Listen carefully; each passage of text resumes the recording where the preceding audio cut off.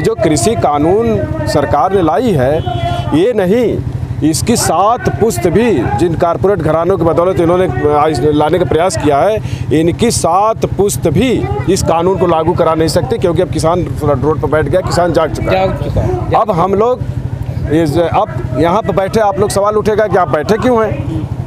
यहाँ पर हम लोग इसकी डेथ सर्टिफिकेट लेने के लिए बैठे हैं कि डेथ सर्टिफिकेट लेंगे इस कानून की जो इन्होंने लागू किया है, और इनके सभी काले कारनामों को यहाँ से दफन करके जाएंगे, इसके पीछे नहीं जाएंगे। यादव जी, अभी टिकैत साहब ने बोल दिया है कि अब हम जो है हमारा अगला निशाना होगा कॉर्पोरेट जो घराने हैं, उनके जो गोदाम बन चुके हैं, उनके जो ऑफिस वो हैं, फैक्ट्री हैं, अब हम उनको निशाना बनाएंगे यदि सरकार नहीं मानती है तो। हमारे तो जो संयुक्त किसान मोर्चा है, पूरा संयुक्त किसान मोर्चा एकजुट बोल दिया है कि अगर कारपोरेट घराने वाले होश में नहीं आए, पहले तो इन्होंने कॉन्ट्रैक्ट फार्मिंग किया कि किसानों की ज़मीन हड़प करके हम उसको जो है कि बड़े बड़े पूंजीपतियों को बांट देंगे, लेकिन जब ये साइलों में हमारे अनाज को ले जा के जब्त करने लगे तो हमारा किसान मोर्चा ऐलान कर चुका है। तो ये लोग जब कॉन्ट्रैक्ट फार्मिंग किए तो जो बड़े बड़े कारपोरेट घराने थे, कॉन्ट्रैक्टर थे, ये तो ज़मीन लेने से इनकार कर दिया कि हम भाई किसान के पास नहीं जाएंगे, कॉन्ट्रैक्ट लेने, किसान हमको लठ से लठ चला देगा। इनके मंत्री पर जब लाठी चल जा रही है, उनका हेलीकॉप्टर नहीं उतर पा रहा है, उनको भगा दिया जा रहा है, तो किसी की हिम्मत नहीं है कि किसानों का आप कॉन्ट्रैक्ट करा ले।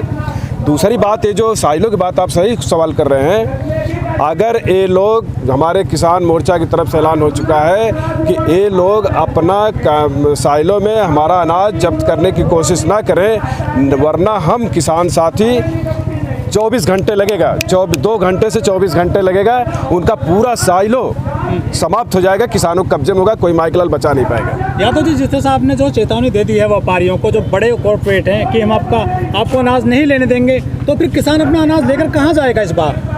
देखिए, हमारी मंडियां हैं, जैसे कह रहे हैं कि आलू कॉन्ट्रैक्ट के तहत आलू हमको दे दीजिए, ये बड़ा आलू तो हमारा ले लेंगे, छोटा आलू हम कहाँ लेके जाएंगे? जो हमारी अनाज की मंडियां जैसे चल रही हैं, हम ऐसे अपना बेच रहे हैं, बेचते रहेंगे।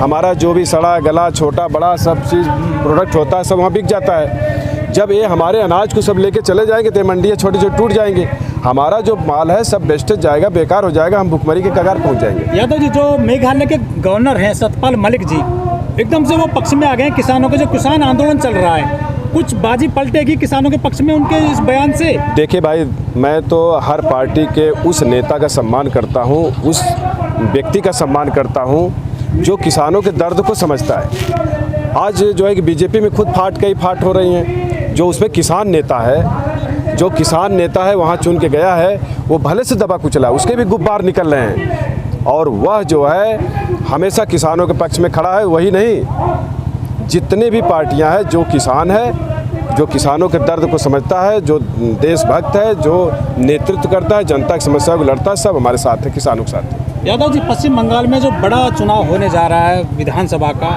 वैसे तो अन्य राज्यों में भी चुनाव है 4 में, लेकिन सबसे ज़्यादा फोकस जो हो रहा है वो पश्चिम बंगाल पे हो रहा है। जो किसान आंदोलन चल रहा है, कितना प्रभावित कर पाएगा वहाँ के चुनाव को? देखिए, पश्चिम बंगाल के लोग बहुत ही क्रांतिकारी होते हैं। ये ईवीएम का खेल तो पूरे देश में खेल रहे हैं, पश्चिम बंगाल में भी खेलने का। अभी परसों हमने आप लोगों से बात भी किया ईवीएम पर कि इनका घोटाला चल रहा है। अगर ईवीएम इन्होंने 3-5 नहीं किया और वहाँ के लोगों ने शपथ ले लिया है कि अगर ईवीएम में यहाँ घोटाला करने की कोशिश किए तो हम लोग उस विधायक को ताला बंद करके उसको अंदर कर देंगे, हम लोग विधायक को निकलने दे।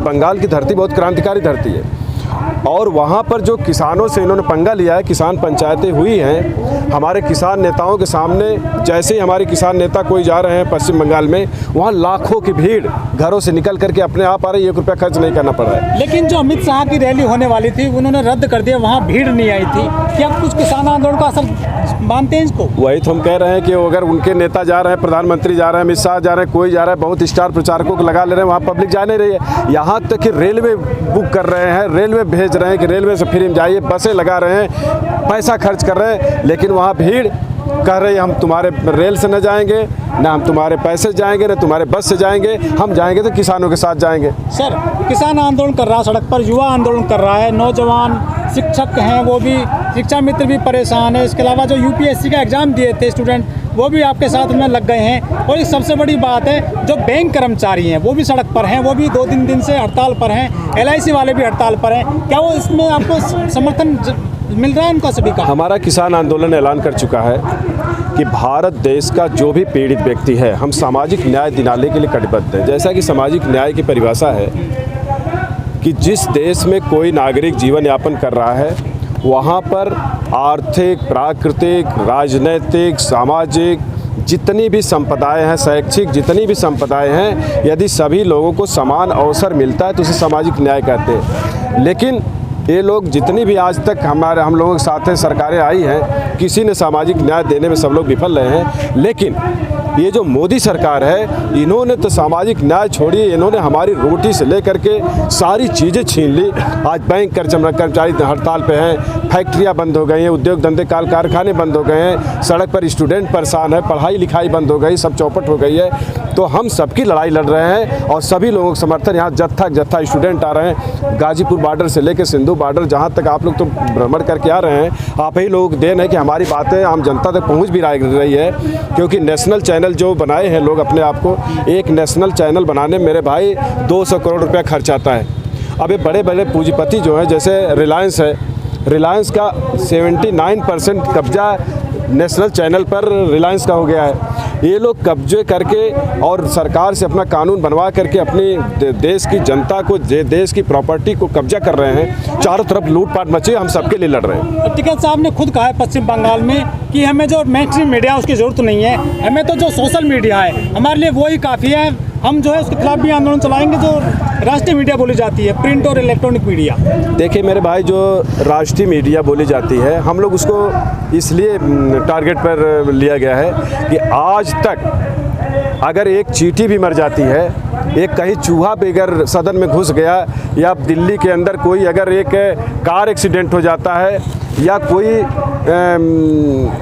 एक थर्ड पर्सन अगर कहीं आपस में दो भाई में झगड़ा हो जाता है, तो इसको ये इतना बढ़ा चढ़ा के दिखाते हैं कि मालूम होता है कि वो कारगिल का युद्ध जीत के आ रहे हैं। बताओ, पूरे ठंडी से लेकर के 3 महीना 17 दिन हमारा आंदोलन हो चुका है, 250 किसान हमारे शहीद हो चुके हैं। अभी एक किसान हमारा, उसकी उम्र 21 साल थी, नवरेश सिंह, वो बेचारे की शादी 1 साल पहले शादी हुई थी, अपने शादी का जश्न भी पूरा नहीं कर पाया, 6 महीने अपनी पत्नी के साथ रहा, आंदोलन में आया, उसकी पत्नी इंतज़ार कर रही थी कि मेरा पति गया है आंदोलन में, यहाँ से उसकी डेड बॉडी गई, शहीद हुआ।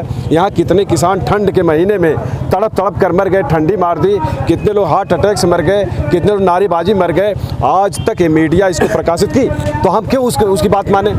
हम उसका बहिष्कार करते हैं अगर जो हमारी बात नहीं सुनता है। सत्यपाल मलिक जी ने भी कहा है कि देश में यदि किसी अमीर व्यक्ति की कुतिया भी मर जाती है तो हमारे नेता मंत्री उसके लिए शोक संदेश भेज देते हैं, लेकिन 250 किसानों की मृत्यु पर PM साहब ने एक शब्द नहीं बोला है। अरे सत्यपाल मलिक से तो हम ये कहते हैं कि अगर आपको लगता है कि सरकार जनता के हित में नहीं काम रही, इस्तीफा दो भाई, आप आ जाओ आंदोलन में। ये रोने से काम नहीं चलेगा, रोने को अंदर रो, बाद सड़क पे रो, अंदर रो, सड़क पर जूता मारो, अंदर जा करके माफ़ी मांगे, कोई बात नहीं। अगर उनको देश से प्रेम है तो इस्तीफा दे कर आए किसानों के साथ, हम उनको जो है कि उससे बड़ा पौधा देंगे। अच्छा, टिकैत साहब ने 26 तारीख की कॉल दे दी है, भारत बंद रहेगा, सुबह 6 बजे से लेकर के शाम को 6 बजे तक 12 घंटे का सब कुछ बंद रहेगा। दूध की दुकान, पानी की, हलवाई की, मोटर व्हीकल, सब पूरी तरह से चक्का जाम रहेगा। कितना असर पड़ेगा इसका सरकार पर? देखिए, पूरे भारत में आप तो हम लोग यहाँ बैठे हैं, पूरे भारतवर्ष में किसानों के पास गुस्सा है।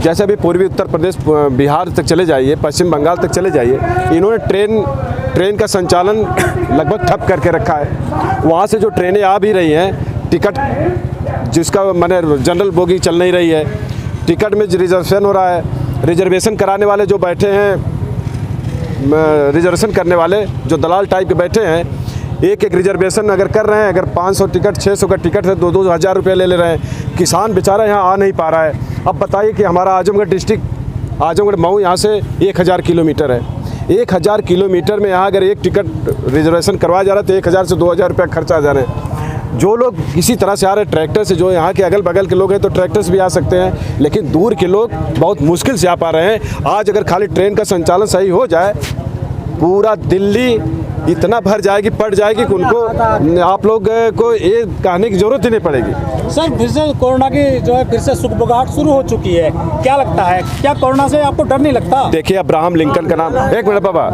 आप लोग अब्राहम लिंकन का नाम जानते हैं। अब्राहम लिंकन अमेरिका के राष्ट्रपति हुए थे, बहुत ही लोकप्रिय, अब तक के सबसे लोकप्रिय राष्ट्रपतियों में उनकी गिनती होती है। अब्राहम लिंकन ने कहा था कि विश्वास बड़ी मुश्किल से आता है, और अगर एक बार कोई विश्वास किसी का तोड़ देता है तो फिर लाख प्रयास करो विश्वास नहीं आ पाता है। तो नरेंद्र मोदी जी ने झूठ पे झूठ, झूठ पे झूठ, झूठ पे झूठ बोलते बोलते इतना जनता का विश्वास तोड़ दिया है कि आज अगर ये वास्तव में कोरोना बीमारी आ जाए, कोरोना तो एक बहाना था देश को बर्बाद करने के लिए, अगर वास्तव में कोई उससे भी भयंकर बीमारी आ जाए तो लोग उनकी बात को मानने के लिए तैयार नहीं है। हम लोग यहाँ पर देखिए, यहाँ सभी लोग किसी के मुंह में मास्क लगाए, यहाँ लाखों लोग बैठे हुए, यहाँ से सिंधु बॉर्डर से लेकर के टिकरी बॉर्डर तक लाखों लोग बैठे हैं। यहाँ कोरोना नहीं पकड़ रहा है, इनके भी ऑफिस में चले जाओ, दिल्ली में उनके ऑफिस में चले जाओ तो मास्क लगा लेंगे। हम लोग तो वार्ता में हमारे किसान नेता जाते हैं वहाँ भी मास्क नहीं लगाते हैं, वो कहते हैं अरे भाई सोशल डिस्टेंस। ये झूठ बोलते बोलते अब जनता समझ चुकी है, न कोरोना न मोरोना। जैसा कि आप लोग पढ़े लिखे हैं, हमारे जीव विज्ञान में चार्ल्स डार्विन एक वैज्ञानिक थे, उन्होंने लिखा है struggle is life, survival of fittest. इस पृथ्वी पर जितने लोग हैं संघर्ष कर रहे हैं, संघर्ष ही जीवन है, और सर्वाइवल ऑफ फिटेस्ट, जो प्रकृति के अनुकूल रहेगा जीवित रहेगा, और जो प्रकृति में थोड़ा सा भी डिस्टर्ब हुआ मर जाएगा। तो हम इसका मतलब थोड़ी ना कोई बीमारी जो देश बंद कर दो, फैक्ट्री बंद कर दो, उद्योग बंद कर दो। हम संघर्ष करें, हमारी इम्यूनिटी है, लोग जी रहे हैं, मर जाएंगे, लेकिन हम इनके अब इस बहकावे में आने वाले नहीं हैं।